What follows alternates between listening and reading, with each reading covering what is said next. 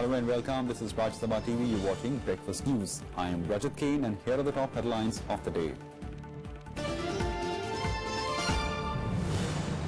Voting underway for assembly elections to 117 seats in Punjab and 40 seats in Goa. By-elections to Amritsar Lok Sabha seat also taking place.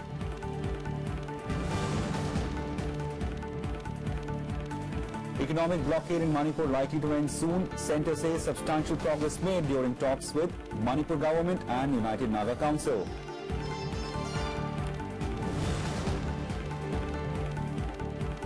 Massive crackdown on illegal agencies offering Aadhaar-related services. UIDAI shuts down 12 websites and mobile phone applications.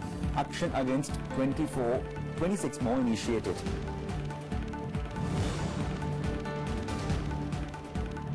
%80 clean and completed after massive oil spill near Kamarajar Port in Tamil Nadu Centre orders high-level probe, seeks audit reports from ports handling oil.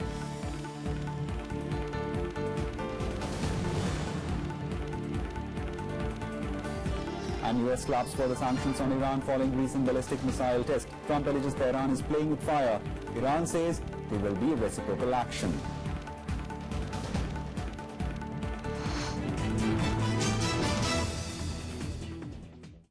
Now, a top focus on the elections. Single-phase voting is underway for the states of Punjab and Goa. In Goa, voting is taking place of 40 seats, assembly in which 11 lakh votes will decide the fate of 250 candidates. Goa is witnessing a tough contest between the ruling BJP opposition Congress, new entrant Aam Aadmi Party and three-party alliance forged by MGP, GSM and Shiv Sena. The fate of 5 former chief ministers and present chief minister Lakshmikant Parsekar will be decided in the election. Voting across 1642 polling booths began at 7 a.m. and will end at 5 p.m. In one polling station in every assembly constituency is being managed by all-women officials, including police officials. But that we have termed as pink polling stations. 80 flying squads, 24 into 7 bases. There were 21 static surveillance team which were at border checkpost and at different strategic locations. We have with us Raj Sabha TV's Pranav for more on Goa elections. Pranav, this is for the first time perhaps Goa is witnessing a three-cornered contest. What is that you found different while reporting for this election on the ground?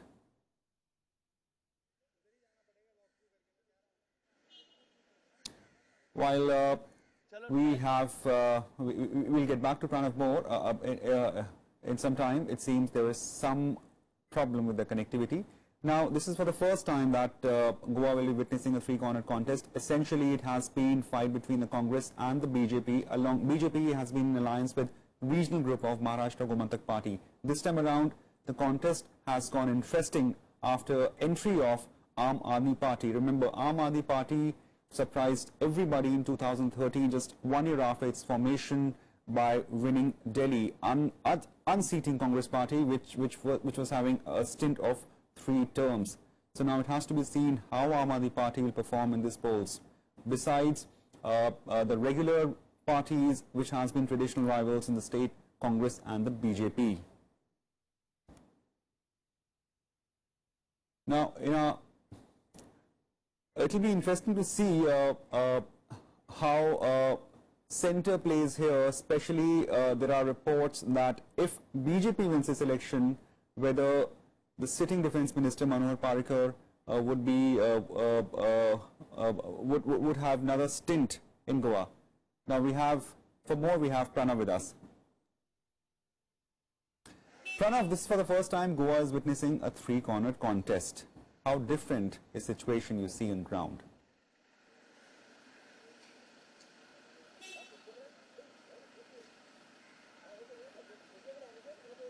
If you could repeat your question, please. Yeah, Pranav, for the first time Goa will be having a three-cornered fight, isn't it?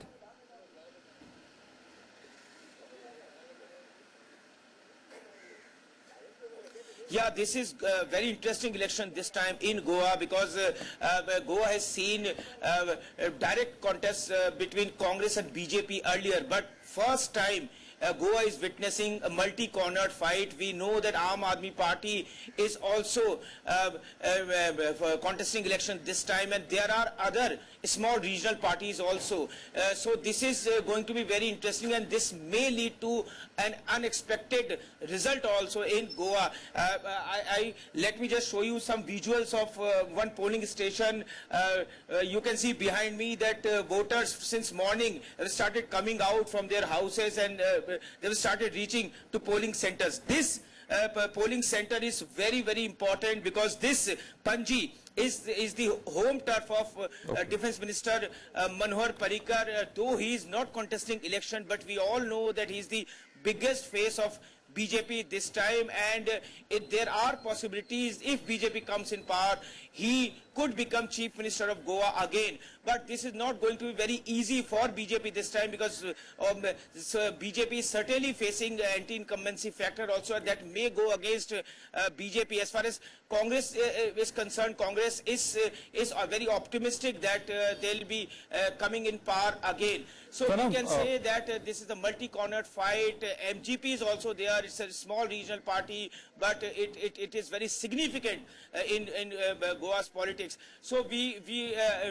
can say that this time this election is really getting very interesting. That's right, Pranav. Interesting elections, as I said, and also one more interesting point you raised here is Manohar Parrikar, Union Defence Minister, and we've been hearing several reports that if BJP manages to secure victory here, will Manohar Parrikar would be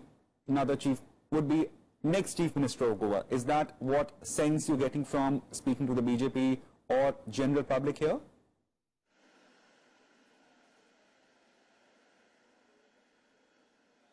Yeah, we cannot deny this possibility, and Manohar Parrikar, in the morning he came to this polling station, and he also has cast his vote, and then he spoke to media persons also, and he categorically said that he is a party man, and if party high command thinks that if they send him back to Goa, then he can think of becoming Chief Minister of Goa again. So he has not rejected any possibility, and we know that BJP this time is not announced its Chief Minister candidate, though we know that Lakshmikant Parsekar is current Chief Minister of Goa. But in several rallies, the senior leadership of BJP, including the party president Amit Shah, has also indicated that Manohar Parrikar can become Chief Minister again, and we know that the entire campaign, though he's active in centre now, he's a defence minister, but we've seen that in the entire campaign Manohar Parrikar was the biggest face of BJP in Goa elections. Right, Pranav. Thanks a lot. So Manohar Parrikar being the biggest face, and it'll be interesting to see when the election results come out on the March 11th. To another state, and a single phase voting is also underway to elect new leaders for 117 assembly seats in Punjab. The state is witnessing another three-cornered contest for the first time in its history, with Aam Aadmi Party joining the fray along with old rivals Congress and Shiromani Akali Dal BJP combined. Congress is looking for a comeback after being in opposition for 2 consecutive terms in the state. Today's polling will decide the fate of Chief Minister Prakash Singh Badal, seeking a 6th term in office, and Captain Amritsar Singh contesting his last elections for the Congress. Around 1 lakh security personnel, including paramilitary force, has been deployed in Punjab ahead of elections. Close to 2 crore voters are eligible to vote to choose over 1,100 candidates. We expect a very peaceful and free and fair election. We are deploying 2 lakh people for the election process, and similarly around 1 lakh security men are deployed all over Punjab, and everything is all set, ready for the election. The by-election for Amritsar Lok Sabha seat is being held simultaneously. 9 candidates are in fray. By-poll was initiated following the resignation of Congress Punjab President Amritsar Singh from Lok Sabha on November 23rd on Punjab SYL river water issue. Our correspondent Anu Diwan is in Bhatinda, from where she has sent this report on the polling. Voting is underway for the 117 seats of Punjab, wherein not only BJP and Congress, the fight is not only between BJP and Congress, but this for the first time it's between Aam Aadmi Party also. So it's a challenge for both BJP, Akali Dal and Congress to sustain their respective seats, to sustain themselves in Punjab in front of Aam Aadmi Party. Aam Aadmi Party has come up with the biggest challenge. So today near about 1 crore 98 lakh voters are going to decide the future of both these parties, where BJP and Akali Dal are in collision, where in opposition to Congress and Aam Aadmi Party. I would also like to mention the same that after Captain Amrinder's resignation from the Lok Sabha Amritsar seat, the pie polls are also happening today on Lok Sabha seat, where about 6 candidates are in fray. The Election Commission Friday demanded an explanation from the ruling Congress party in Uttarakhand over the launch of its Smart Employment Card. The Commission is expecting a response within 48 hours. The Election Commission had early refused the distribution of the Unemployment Allowance Card, saying it's a violation of Model Code of Conduct. In a bid to woo young voters, the ruling party in Uttarakhand said the Smart Card holders will get employment allowance once the Congress party returns to power in the state. The scheme would enroll the youth for a scheme that promises employment to young member of each household by year 2020. It also promises payment of a monthly stipend to jobless young men for 36 months till they get employment. Congress Party Vice President Rahul Gandhi and Samajwadi Party Chief and UP Chief Minister Akhilesh Yadav held a roadshow in Agra on Friday. The 3-hour-long exercise covered 12 kilometers and culminated in a rally. Addressing the crowd, Congress Vice President attacked Prime Minister Modi, saying his policies has benefited only 1% super-rich families. Akhilesh also took pot shots at the BJP for making false promises of providing 15 lakh rupee to each household. Akhilesh further added that alliance between Congress Party and Samajwadi Party will change the course of Indian politics. The first phase of 7-phase UP elections will be held on February 11th. Narendra Modi ji कहते हैं कि मैं भ्रष्टाचार के खिलाफ लड़ाई लड़ रहा हूं, और फिर पूरा का पूरा काम हिंदुस्तान के 50 सबसे अमीर परिवारों के लिए करते हैं। सांप्रदायिक ताकतों के खिलाफ विकास के रास्ते पर हम और राहुल जी साथ साथ आए। ये साथ उत्तर प्रदेश में दोनों की कांग्रेस और समाजवादियों की सरकार लाएगा और देश की राजनीति का भी दिशा इसी गठबंधन के साथ बदलेगी। BJP President Amit Shah on Friday reiterated his party's commitment to protect girls from Eve teasers, terming Eve teasers as Romeos. Shah promised that anti-Romeo squads will be formed in every college across the state to save girls. Shah was addressing a rally in UP's Mera district, where he criticized Akhilesh Yadav government for what he called its failure on law and order front in the state. The BJP president also asked people to give his party a chance to form the government for the sake of development in the state. पश्चिमी उत्तर प्रदेश में विशेषकर बच्चियों को पढ़ाने के लिए अभिभावकों को दिल्ली में फ्लैट किराए पर लेने पड़ते हैं।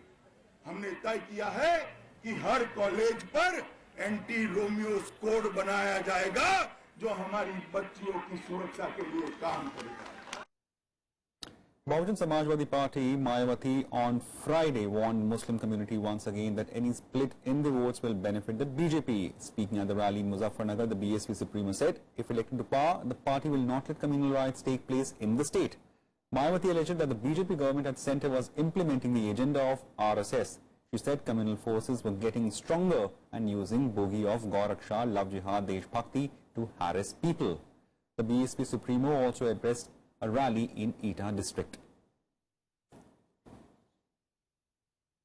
बीजेपी व प्रधानमंत्री श्री नरेंद्र मोदी ने अब तक केवल एक ही अपना खास चुनावी वायदा ये पूरा किया है कि इन्होंने देश में अपने खास चहेते बड़े बड़े पूंजीपतियों व धन्ना सेठों को पहले से और भी कई गुना ज्यादा मालामाल और धनवान बना दिया है, जिनके धन व बल की मदद से ही अब ये पार्टी केंद्र की तरह जहां उत्तर प्रदेश में भी सत्ता में आने के सपने देख रही है।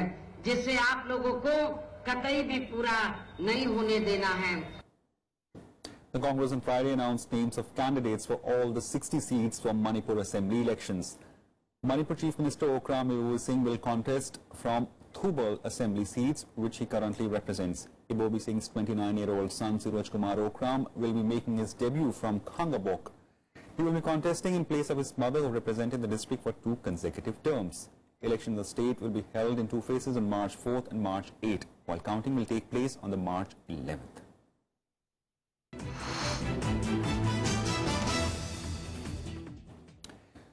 Time for a short break. More on the other side.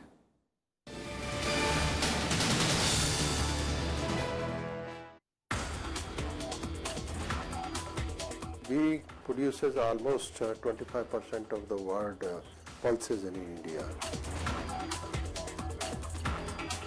We are the largest producer of pulses, largest of consumers of pulses, largest of processor of the pulses, and largest importer of the pulses. We have created 150 seed hubs where the new seed of the pulses can be produced of the new variety, and likewise the breeder seed. Watch Eureka with Dr. Jeet Singh Sandhu, Deputy Director General in Crop Science Division, ICAR, only on Rajya Sabha Television.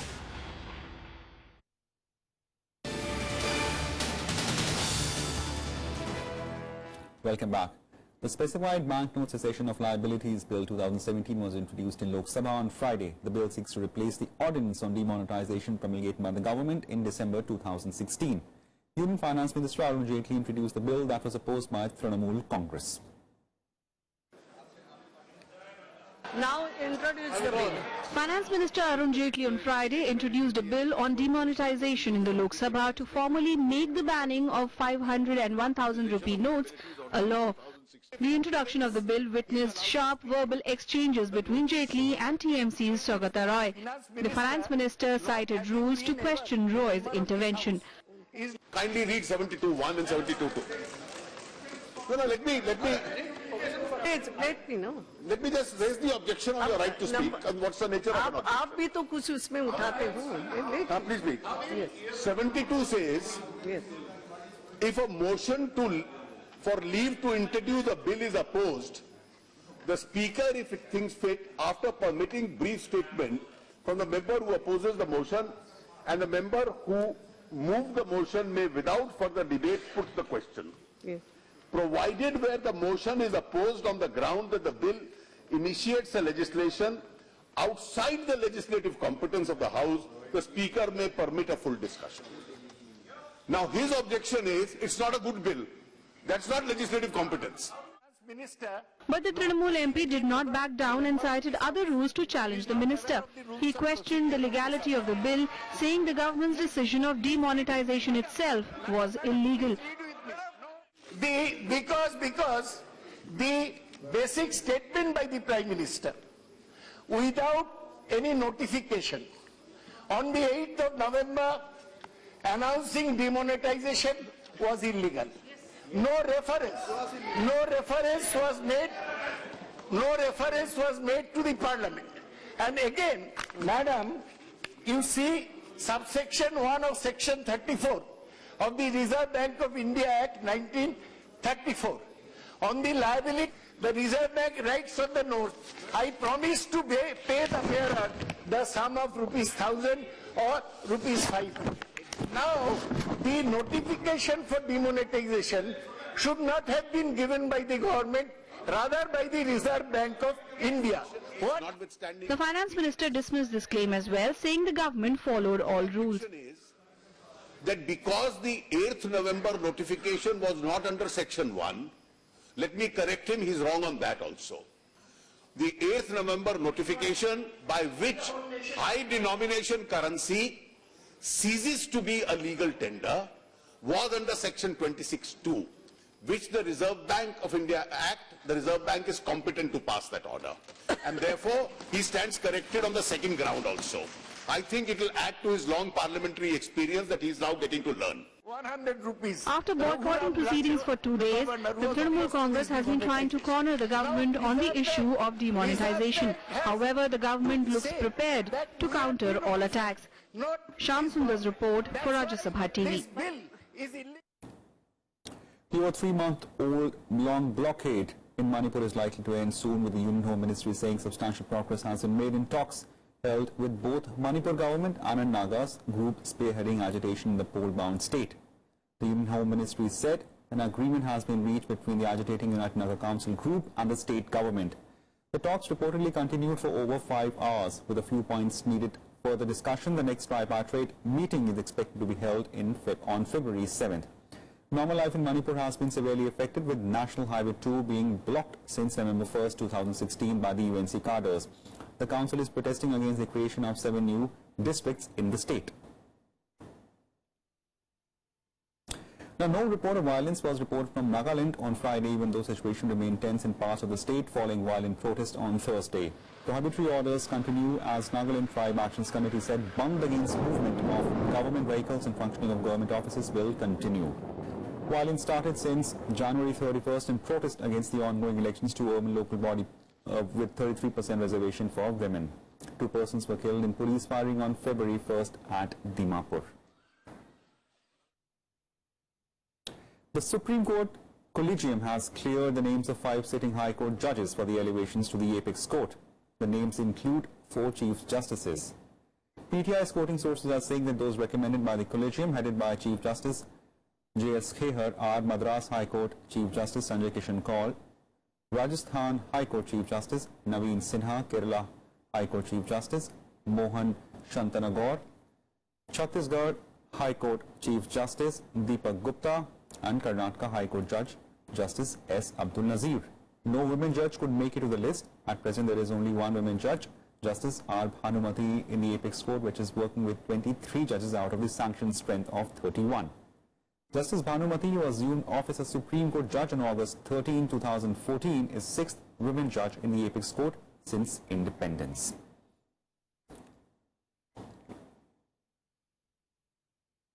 The Unique Identification Authority of India has launched a massive crackdown on unauthorized agencies offering Aadhaar-related services.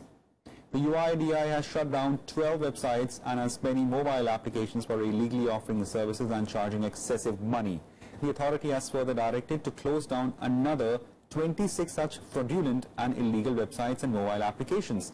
The authority also said it has zero tolerance to such unauthorized websites and mobile applications, and it will continue to keep a strong vigil. At present, any Aadhaar-related demographic information can only be shared following procedures laid down in Aadhaar Act 2016. The UIDAI said illegal websites and mobile applications were illegally obtaining Aadhaar number and enrollment details from the residents. It has warned such agencies against illegal use of Aadhaar logo.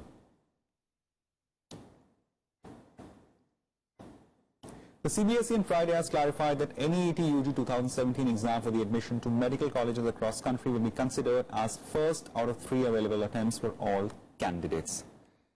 This comes after confusion mounted on notification issued by the CBSE on Tuesday, saying the aspirants who had already given AIPMT and NEET 2016 over 3 times are ineligible to appear for NEET this year. Ever since the notification released, students across the country are protesting and demanding rollback of age limit and 3-attempt criteria. The board has also made Aadhaar number compulsory to fill up online application form for the candidates of all states except Jammu and Kashmir, Assam and Meghalaya. The registration process started on January 30th and will go on till March 1st. The exam will be conducted in 10 different languages on May 7th. 7 days after cargo ships collided off Tamil Nadu coast, resulting in a huge oil spill in the sea, more than 80% of the cleanup operation has been completed, and most of the residual work is expected to be over within 2 to 3 days. Union Minister Nitin Gadkari said that government has ordered a high-level probe headed by Director General Shipping to nail the guilty behind oil spill. He further said that a big damage control exercise was carried out in the wake of collision containing major problem, and ship has been emptied safely. Minister of State for Shipping, Pon Radhakrishnan, said the vessel had more than 32,000 ton of oil and has been emptied. The shipping ministry, however, has sought audit report on whether ports handling oil are well equipped, as 50% subsidy is given to ports handling oil to get equipment. Our entire volunteers who have come have almost done 80% of the job. Still, whatever and whatever we are getting aid, it is most welcome to ensure that this thing is speeded up. There is no chance of further spill from the ship. The training work is going on. The state government and the centre is coordinating this. As per information, it will take another 1 or 2 days. There are more updates from across the country in Nationwide.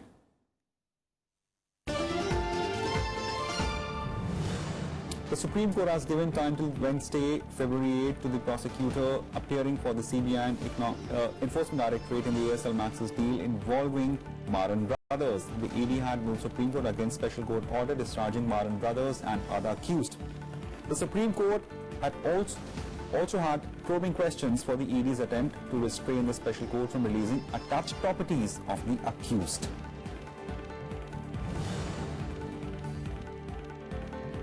Former CBI Chief Joginder Singh oversaw investigations of several high-profile cases, including the forced scam and Bihar fodder scam, died on Friday after prolonged illness. He was 77. The cremation is likely to be held at Lodi Crematorium today. The 1961 batch IPS officer of Karnataka was chosen to head the premier investigative agency in the tenure of Devagowda as Prime Minister.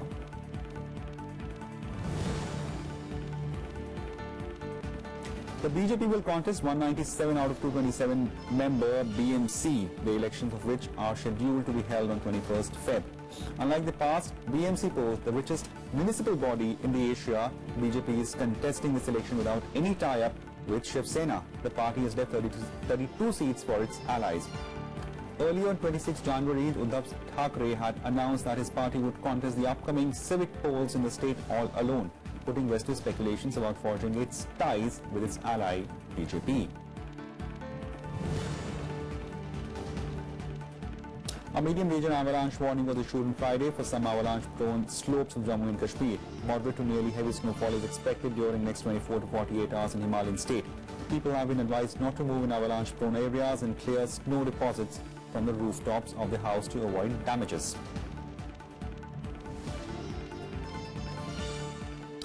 The United States has imposed sanctions on Iran following its recent ballistic missile test. The sanctions have been slapped against 13 people and 12 companies, including groups in China, Lebanon and United Arab Emirates.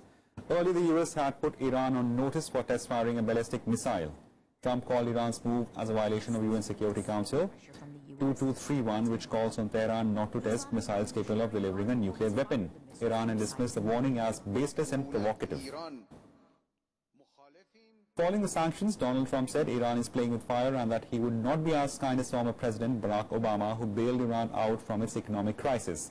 Iran has reacted to the sanctions, saying it will take reciprocal action against US individuals and the companies.